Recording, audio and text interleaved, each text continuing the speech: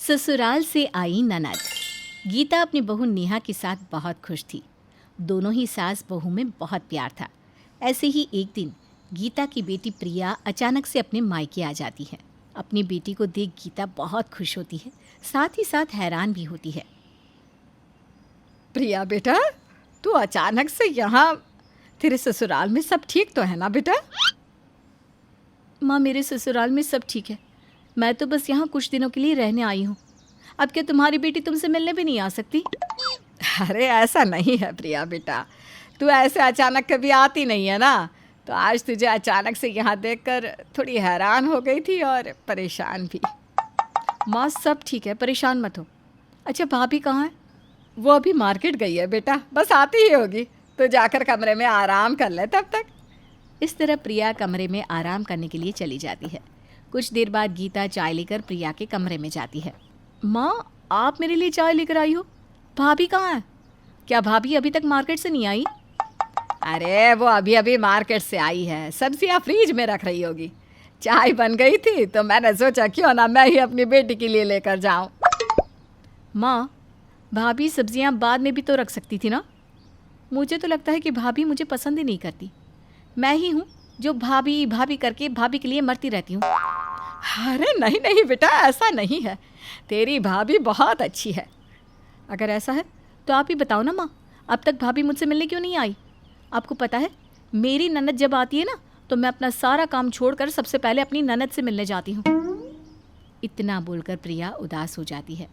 अपनी बेटी का उतरा मुँह देखकर गीता को बहुत बुरा लगता है और वो नीचे आ जाती है, जहाँ वो देखती है कि उसकी बहू नेहा किचन में खाना बना रही है। ये देखकर अब गीता को भी प्रिया की बातें सही लगने लगती है। नेहा बहू, तुझे पता है ना तेरी ननद घर आई है, फिर अब तक उसे देखने क्यों नहीं गई?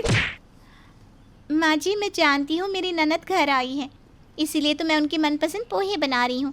मैंने सोचा कि क्यों ना मैं उनका मनपसंद खाना लेकर उनसे मिलने जाऊँ। अच्छा ठीक है ठीक है। इस तरह से गीता वहाँ से चली जाती है और कुछ देर बाद नेहा पोहे लेकर अपनी ननद से मिलने जाती है। अब इसी तरह से कुछ दिन बीत जाते हैं और प्रिया अपनी भाभी के हर काम में इंटरफेयर करने लगती है। भाभी, अब सुबह 6:30 बजे उठती हो? तभी तो भैया को हमेशा ऑफिस जाने में लेट हो जाता है। प्रिया, तुमसे किसने कहा कि तुम्हारे भैया ऑफिस जाने में हमेशा लेट हो जाती हैं? तुम्हारे भैया का ऑफिस 10 बजे का है और वो ठीक 10 बजे तक ऑफिस पहुंच जाते हैं। भाभी, मेरे पति का भी ऑफिस 10 बजे का है, पर फिर भी मैं सुबह 5 बजे उठती हूँ और मेरे पति हमेशा 10 बजे से पहले ऑफिस पहुँचते हैं। बस यही वजह है कि उनका इतनी जल्दी प्रमोशन हो गया और भैया का अभी तक नहीं हुआ। तुम कहना क्या चाहती हो प्रिया? यही भाभी कि आपकी लापरवाही की वजह से भैया की तरक्की नहीं हो पा रही। आप नहीं जानती हो, मैंने ऑफिस लाइन में काम किया है, वो हर चीज़ नोटिस करते हैं। इतना बोलकर प्रिया वहाँ से चली जाती है। नेहा को प्रिया की बात बहुत बुरी लगती है, पर उस समय वो अपनी ननद की बातों को इग्नोर कर देती है। अब ऐसे ही कुछ दिन बीत जाते हैं और एक दिन नेहा और विनोद के बीच किसी बात को लेकर बहस हो जाती है। नेहा, मैंने तुम्हें कितनी बार कहा है कि मेरे ऑफिस की चीज़ों को हाथ मत लगाया करो। मैं बिना आपकी परमिशन के आपकी किसी भी चीज़ को नहीं छूती। आप ही ने कहा था, इसलिए मैंने आपकी फ़ाइल अलमारी में रखी। चलो, मैंने कहा तुमसे कि फ़ाइल अलमारी में रख दो, तो क्या तुम्हें नहीं लगता कि सुबह जब मैं ऑफिस जा रहा था तो तुम्हें मेरी फ़ाइल वापस कर देनी चाहिए थी? ऑफिस की फ़ाइल ऑफिस में अच्छी लगती है, ना कि घर की अलमारी में।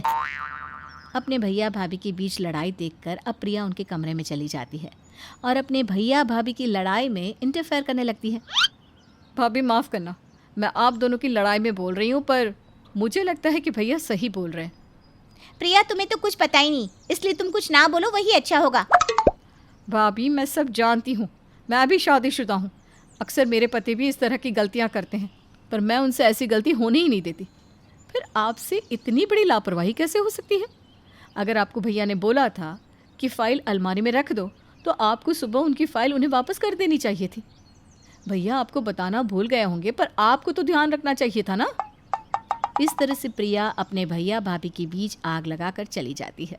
समय यूं ही बीतता है और प्रिया घर के हर मामलों में इंटरफेयर करने लगती है और अपनी भाभी को नीचा दिखाती है। ये बात नेहा को अच्छी नहीं लगती।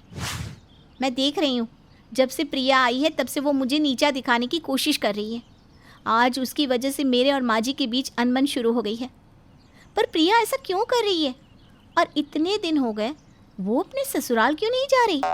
अगर उसने अपने ससुराल की जिम्मेदारी इतनी ही अच्छे से उठाई है तो अब मुझे कुछ करना होगा। इस तरह से नेहा प्रिया की हर हरकतों पर नज़र रखती है और प्रिया मायके क्यों आई है इसका पता लगाने के लिए उसके ससुराल जाती है।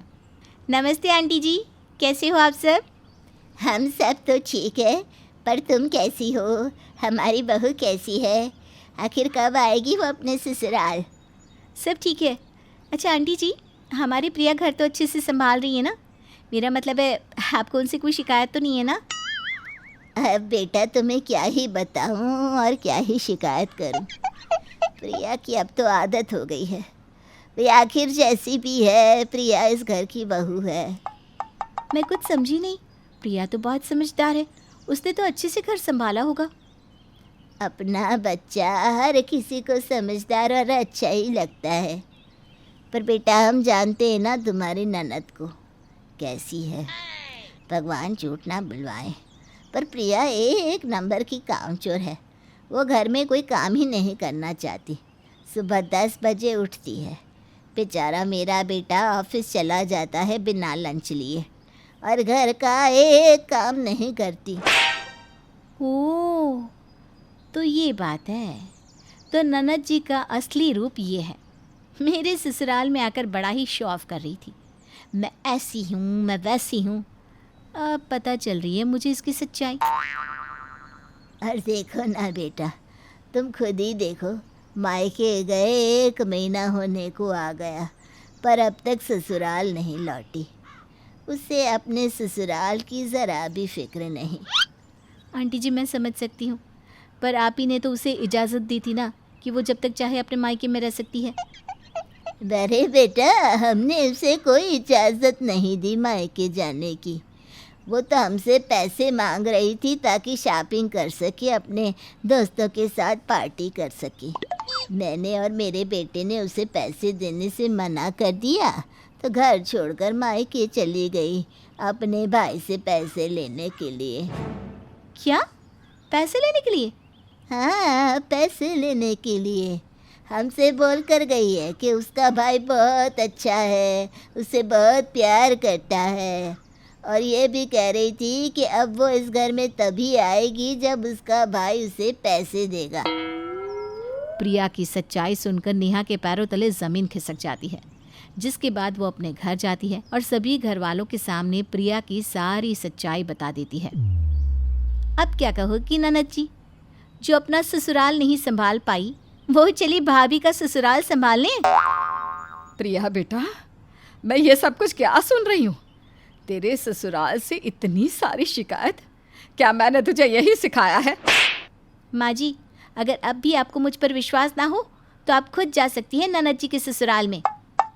प्रिया की वजह से गीता को शर्मिंदगी का सामना करना पड़ता है और नेहा अपनी ननद को सुधारने के लिए अपनी सास से कहती है, माँ जी, ननद जी बहुत दिन मायके में रह चुकी हैं। मुझे लगता है अब इन्हें अपने ससुराल वापस जाना चाहिए। और ननद जी, आप कोशिश करना कि आपकी वजह से फिर से माँ जी को शर्मिंदगी ना उठानी पड़े। माँ, मुझे माफ़ कर दो। मैं ख्याल रखूँगी कि मैं इस तरह की गलती फिर ना करूँ।